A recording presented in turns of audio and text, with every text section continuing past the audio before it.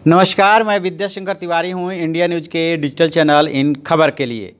और मुद्दा ये है कि क्या पाकिस्तान के प्रधानमंत्री इमरान खान का तख्ता पलट हो जाएगा। जी हाँ, मैं ये बात यूं ही नहीं कह रहा हूँ। पिछले दिनों जो कुछ भी गतिविधियाँ घटित हुई है पाकिस्तान में, जिस तरह से पुलवामा आतंकी हमला हुआ, उसके बाद भारत ने कार्रवाई की, उसके जवाब में पाकिस्तान ने भी कार्रवाई की और भारत का एक जाबाज विंग कमांडर अभिनंदन उनके कब्जे में चला गया।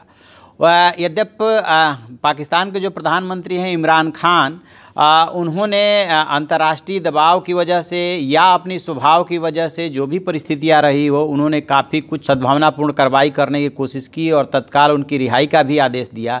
लेकिन जिस तरह से उसमें पाकिस्तानी आर्मी और आईएसआई ने अड़ंगेबाजी की और लास्ट तक अभिनंदन को छोड़ते समय तक भी जिस तरह की देरी की गई और वीडियो बनवाया गया दबाव डाल करके, वो कुछ परिस्थितियाँ ये बता रही हैं कि सब कुछ वहाँ पे ठीक नहीं चल रहा है।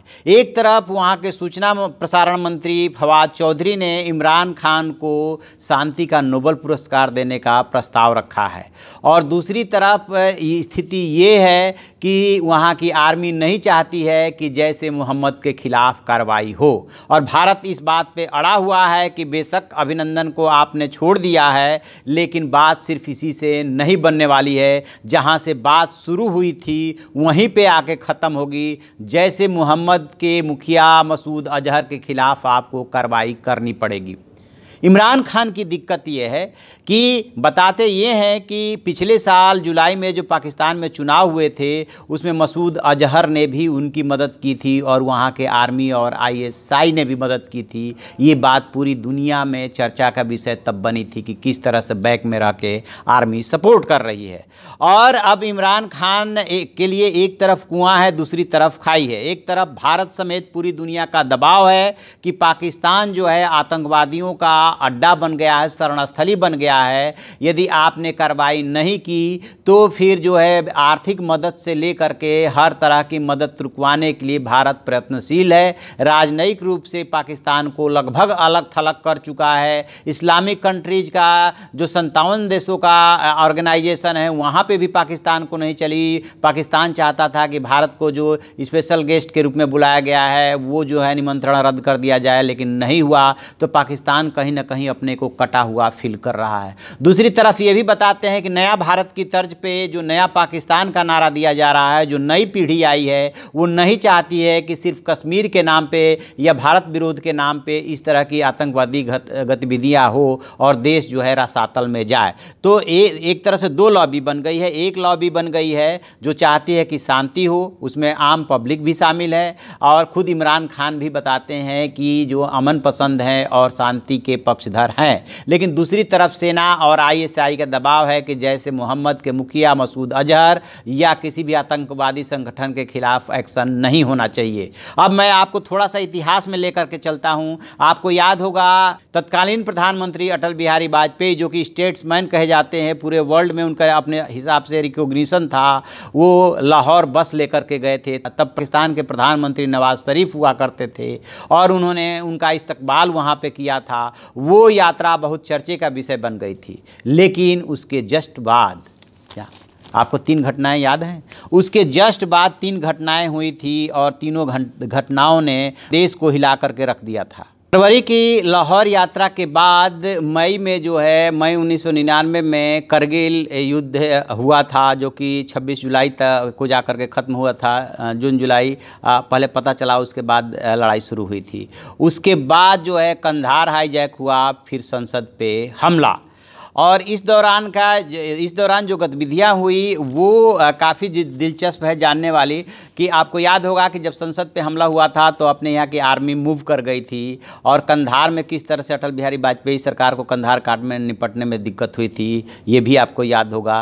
तो उसमें दिलचस्प वाक़या ये हुआ था और ये वाक़या बताया था उस समय के अमेरिकी राष्ट्रपति जो बिल क्लिंटन थे, उनके जो विशेष सहायक थे ब्रूस रिडल, उन्होंने उस समय के राष्ट्रीय सुरक्षा सलाहकार सैंडी वर्जर की डेथ के बाद ये लिखा था और बताया था कि हुआ क्या कि जब लाहौर बस यात्रा के बाद ये सब कुछ करगिल का नौबत आई, तब जो है उस समय मुशर्रफ जो है कमान संभाल रहे थे फ़ौज की, और यहाँ तक बात हो गई थी कि वाजपेयी जी अड़ गए थे इस बात को लेकर के कि यदि पाकिस्तान ने अपनी फ़ौज वापस नहीं बुलाई तो जो कुछ भी होगा हम करेंगे, और वो अमेरिका के दबाव में भी नहीं झुक रहे थे, जबकि अमेरिका चाहता था कि किसी तरह से युद्ध टल जाए। तो पाकिस्तान ने जो है उस समय जो है परमाणु युद्ध की धमकी दी थी। उसका जवाब अटल बिहारी वाजपेयी ने ये दिया था कि मैं मानता हूं कि आपके पास परमाणु बम है,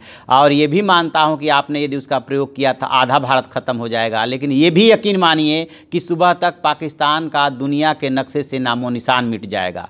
बाद में बिल क्लिंटन ने किसी तरह से बीच बिचाव करके और पाकिस्तान को इस बात के लिए राज़ी किया था, बल्कि वहीं पर व्हाइट हाउस में ही चिट्ठी बनी थी, प्रस्ताव बना था जिस पे कि नवाज शरीफ को साइन करना पड़ा था, और उसको लेकर के आर्मी पे भी दबाव अमेरिका ने डाला था। अब ठीक इसी तरह से आप याद कीजिए 25 दिसंबर 2015 को जब नरेंद्र मोदी ने शपथ ग्रहण समारोह में वहाँ के राष्ट्रीय अध्यक्ष को, प्रधानमंत्री को तो आमंत्रित किया ही किया, साथ में जो है जब 25 दिसंबर 2015 को तत्कालीन प्रधानमंत्री नवाज शरीफ के यहाँ प्रोग्राम था, शादी समारोह था, उसमें वो अचानक पहुँचे थे, गले मिले थे, और उसके ठीक एक हफ्ते बाद 2 जनवरी 2016 को पठानकोट कांड हो गया था। अब सवाल ये उठ रहा है कि एक तरफ भारत और दुनिया का दबाव है इमरान खान के ऊपर कि आप आतंकवादी संगठनों, ख़ास तौर से जैसे मोहम्मद, जमात उद दावा और लश्कर तैयबा, लखवी, इधर सईद और मसूद अजहर, इनके खिलाफ एक्शन कीजिए, ख़ास तौर से पहले मसूद अजहर के खिलाफ। और इसमें सिर्फ भारत की तरफ से दबाव नहीं है बल्कि पूरी दुनिया की तरफ से है। पाकिस्तान जो है आर्थिक रूप से बहुत कमज़ोर हो चुका है, उसे दुनिया के सपोर्ट की ज़रूरत है। और दूसरी तरफ आर्मी और आईएसआई नहीं चाहती है कि किसी तरह से शांति वार्ता हो और दोनों देशों में सद्भाव बने।